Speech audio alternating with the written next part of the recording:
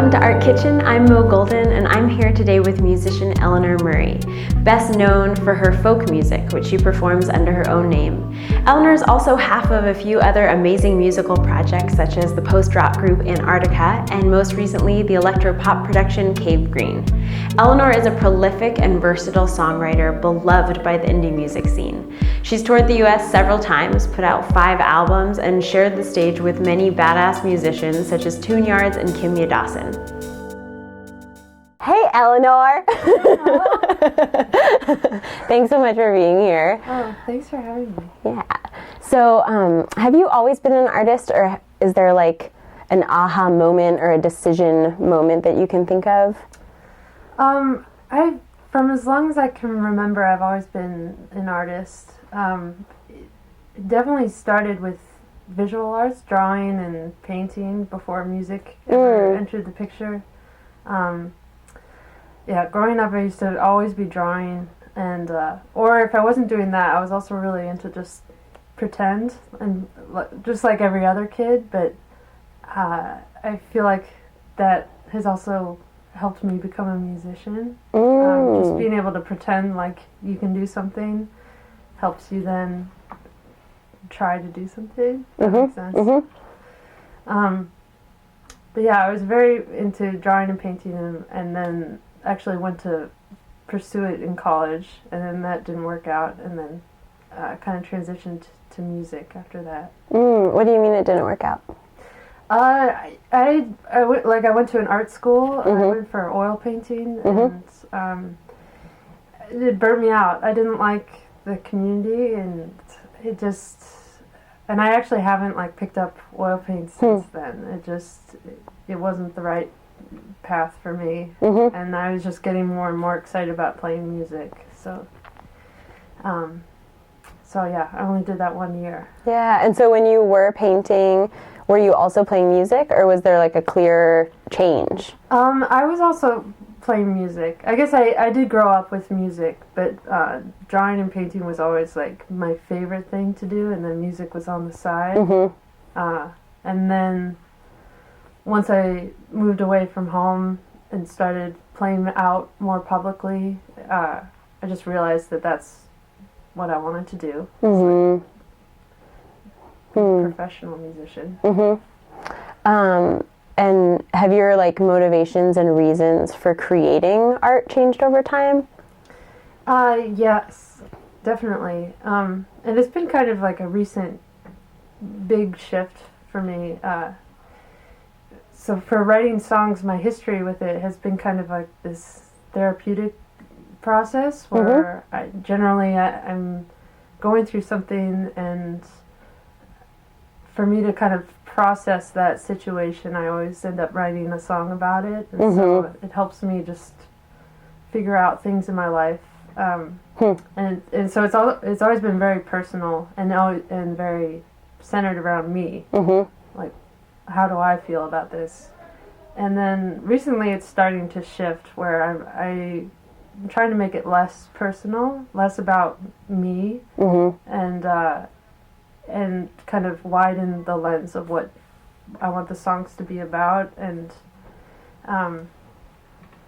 so yeah, I'm trying to move away from that, and that's been a recent change. Why? Part of it, let me just think for a second.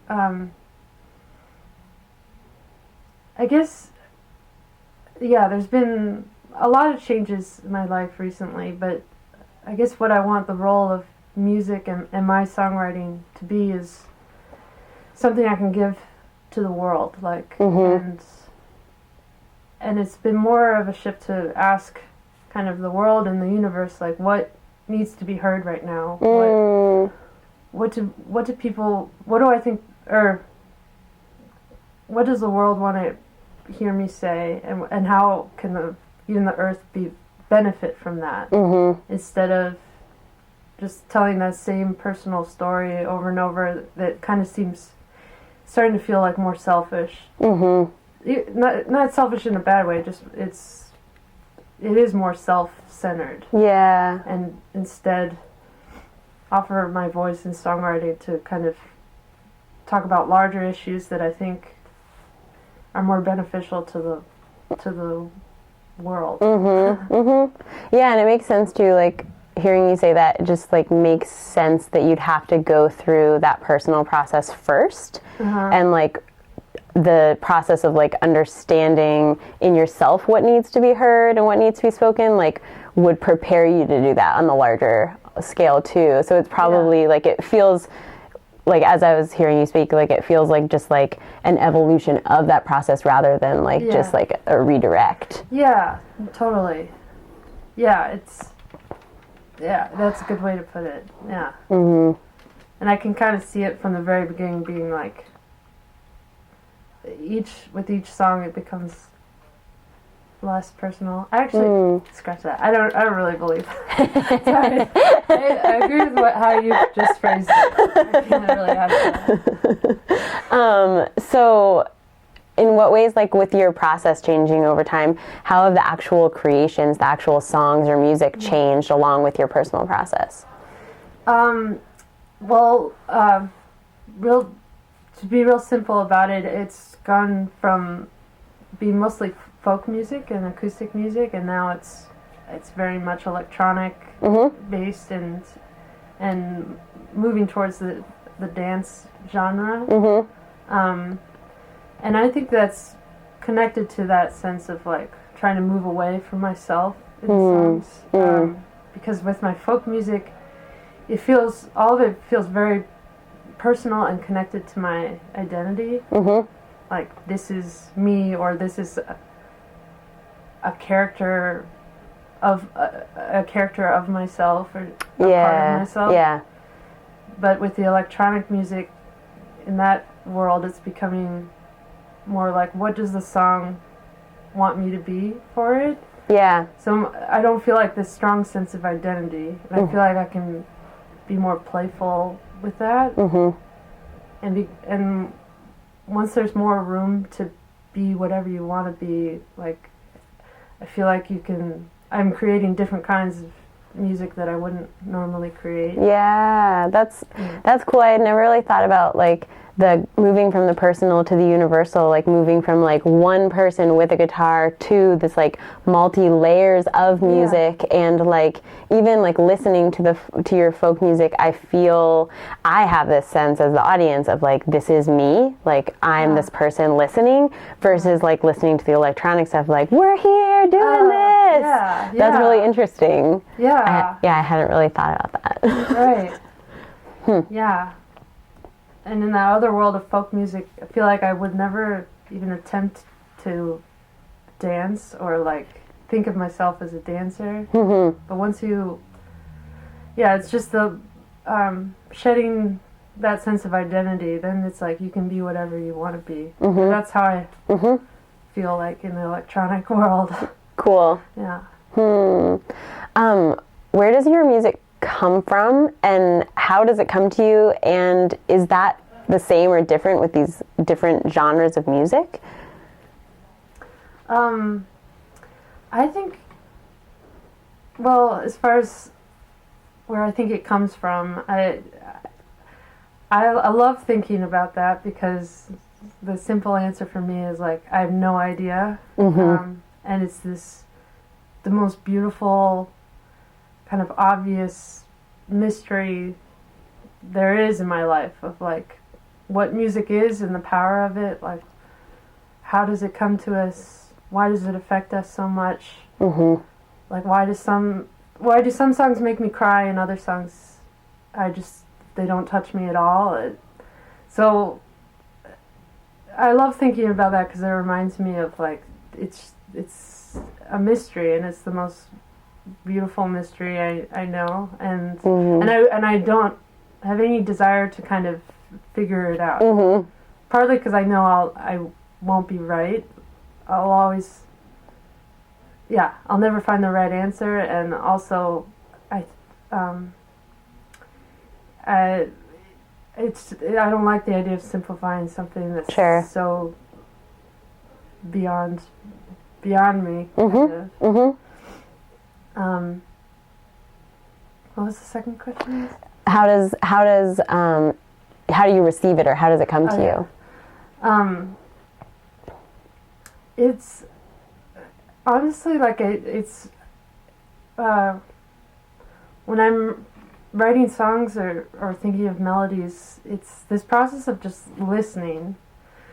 And I don't know how else to describe it. It's really just like listening, and then I hear a melody, and that adds to the mysteriousness of it, because like where did that come from? Mm-hmm.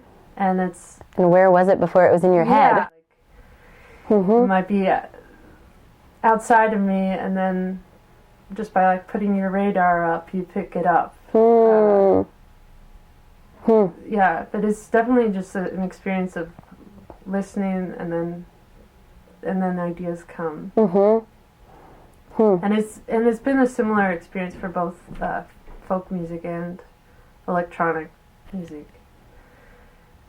Just sitting and listening. That's the best way I can describe it. Yeah. And does that listening feel different? Like, is there a turning inward versus turning outward, or like a change in focus of how or where you're listening, depending on if it's that kind of personal self-reflection versus like a group kind of like global?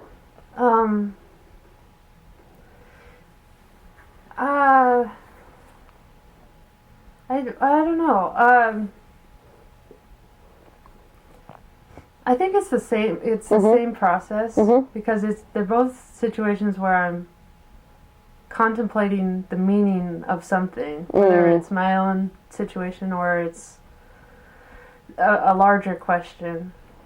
And yeah, they both come from that place of being still and like asking questions, and then hearing what comes. And the music is musical part of it is very similar. It's just like I hear a melody and then put it down. Cool. Can you talk a little more about your process? Like, what are the different stages of your creative process, and like kind of just like walk us through how you get from like nothing to a finished something? Generally, I always like to start with lyrics, though I feel like it happens differently each time, but most of the time I have words written down, and then I take those words to a guitar or to a piano and really just play around until I feel it, basically. And I feel like my songs actually really start simple. It's just really trying to catch the essence of something, like the emotion of it, or this like one idea, and really just trying to get it down, like trying to catch it. And then I go through a really long process of like rewriting and expanding and making it more complicated, or just taking a melody from another song and putting it. I like to switch things a lot around afterwards. The initial first experience is like just trying to catch the essence of this feeling that I'm trying to say. And that rewriting process, is that just adding things in and making it more complex, or is it also like a refining, or what is happening in there? It's all of those things. I mean, with electronic music, it's a lot of it is adding a bunch of things, and then I take away a bunch of those same things, or even with folk music, it's like the basic structure is there, but it'll feel like too easy or something, so I'll want to like switch it up around to make it more interesting to listen to. Usually those very first songs, though, they're like really simple and more just to get the kind of the basic melody and the phrasing that speaks to me, or that where I feel that emotion. And then I just make it more complicated after that. So let's talk about insecurity. Do you are you familiar with insecurity? Oh, I've never heard of it. And like how does insecurity play a part for you in your work, and what do you do about it, and at what point does it come up, and just like what's that whole dance? Yeah. Probably like every person or every artist, it comes up a lot for me. And the more I think about it, I see it comes up in a lot of different areas of the work. In general, it comes up with this effort to make the music public, even just sharing it online, but with shows and stuff, or with trying to book shows.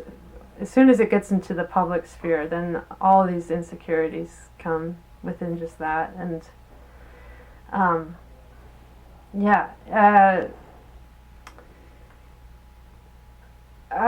would say it comes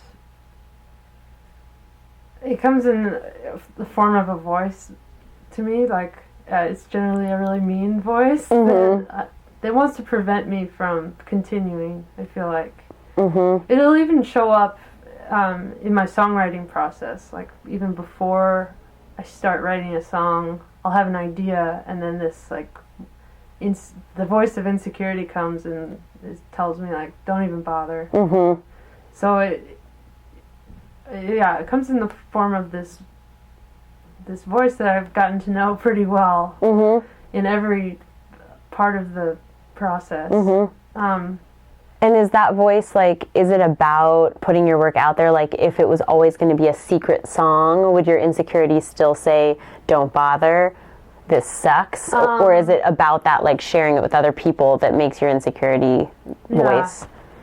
It's definitely heightened with bringing it to the public. Because there's so many ways to bring it to the public, too. There's not just playing shows or putting it online, but there's the booking and like reaching out to people that can help you, and then that adds a whole nother layer of insecurity. But yeah, it's definitely heightened in the public sphere. And though it is there a little bit in my private world, that just is there in the beginning, that doesn't want me to start writing something. Yeah. But then once I start writing something, it goes away, and I feel good in that private world. But it always gets to a point where I want to share it, and then by wanting to share it, the insecurity voice comes. And so there's like so many people who like the insecurity and that like fear, anxiety stuff is their reason why they don't create or why they don't put themselves out there. How is it possible for you to like navigate that you still have this insecurity and yet you are still creating work and you're still putting yourself out there? How is that possible?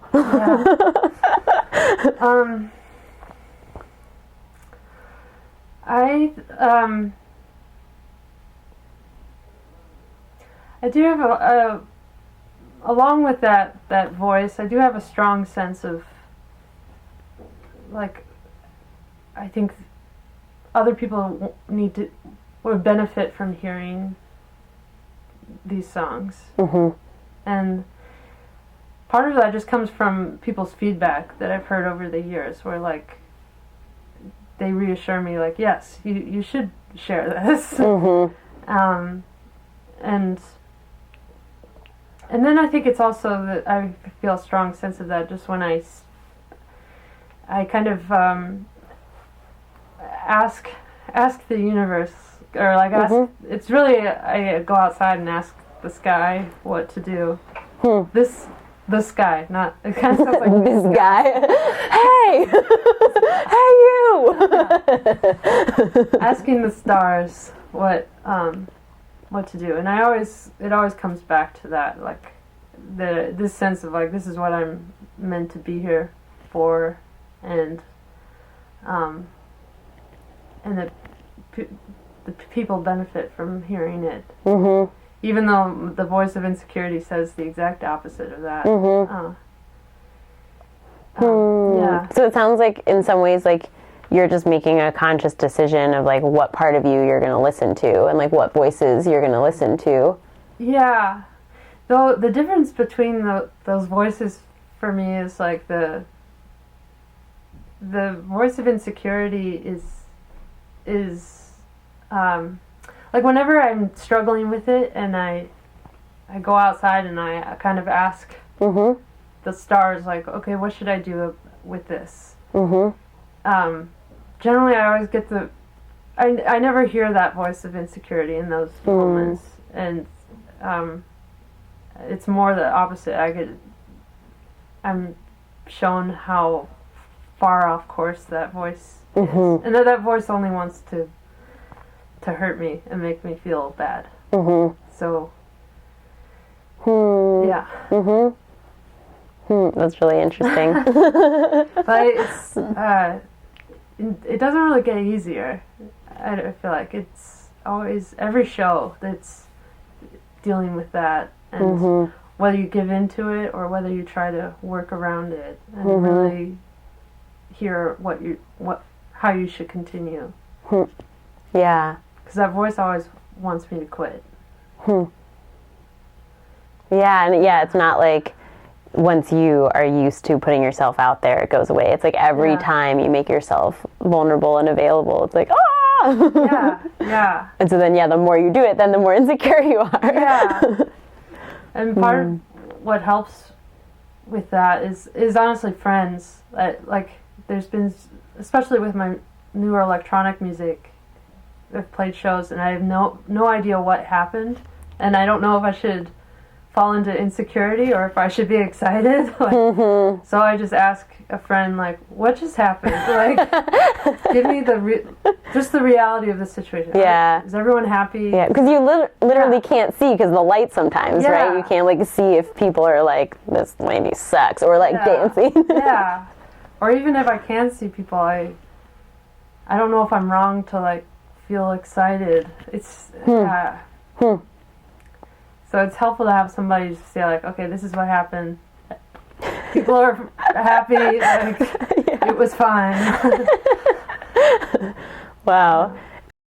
Ooh, it's good. Like it, share it, and subscribe on YouTube.